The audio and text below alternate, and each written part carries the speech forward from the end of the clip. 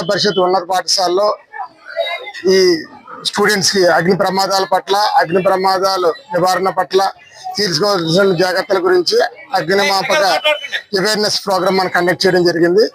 ఇందులో భాగంగా ఈ ఇటీవల కాలంలో ప్రాముఖ్యతను సంతరించుకుంటున్నటువంటి ఫైర్ ఎమర్జెన్సీ మాక్ డ్రిల్ ఇక్కడ ఈ స్టూడెంట్స్ తోటి ఈ టీచర్స్ సమన్వయంతో మనం ప్రాక్టీస్ చేయడం జరిగింది. దీనివల్ల ఏం జరుగుతుందంటే ఇన్ ఫ్యూచర్ ఎక్కడైనా ఇటువంటి ఎమర్జెన్సీ పరిస్థితులు వాళ్ళు ఎదురైనప్పుడు అక్కడ తీసుకోవాల్సినటువంటి steps, evacuation procedure, alarming procedure, search and rescue procedure తదితరమైనటువంటి అంశాల మీద కొద్దిపాటి అవగాహన ఉన్నట్టయితే ఆ పరిస్థితిని వీళ్ళు చాలా సులువుగా హ్యాండిల్ చేయొచ్చినటువంటి ఉద్దేశం మీద ఈ మాక్ డ్రిల్ ఇక్కడ ప్రాక్టీస్ చేయడం జరిగింది. అనంతరం మన డిపార్ట్మెంట్ ఇచ్చేటటువంటి సర్వీసెస్ గురించి వీళ్ళకి ఎక్స్ప్లెయిన్ చేయడం జరిగింది.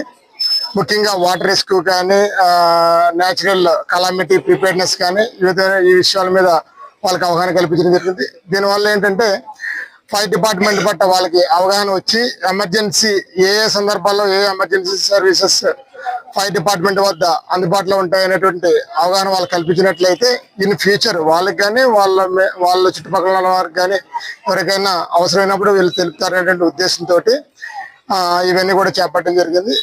ఈ కార్యక్రమాన్ని మాకు సహకరించినటువంటి హెడ్ మాస్టర్ రాజరాజేశ్వరి మేడం గారికి, మా జిల్లా అగ్నిమాపక అధికారి యేసుబాబు గారు, వీళ్ళందరూ కూడా పార్టిసిపేట్ చేయడం జరిగింది. పిల్లలు కూడా చాలా నిబద్ధతతో, డిసిప్లిన్ తోటి ఇందులో పార్టిసిపేట్ చేయడం జరిగింది. Thank you. ఫైటింగ్ కి సంబంధించిన కార్యక్రమం పెద్ద ఎత్తున నిర్వహించిన శ్రీ డిస్ట్రిక్ట్ ఫైర్ ఆఫీసర్ గారు వి సుబ్బారావు గారికి మా పాఠశాల తరఫున విద్యార్థుల కృతజ్ఞతలండి.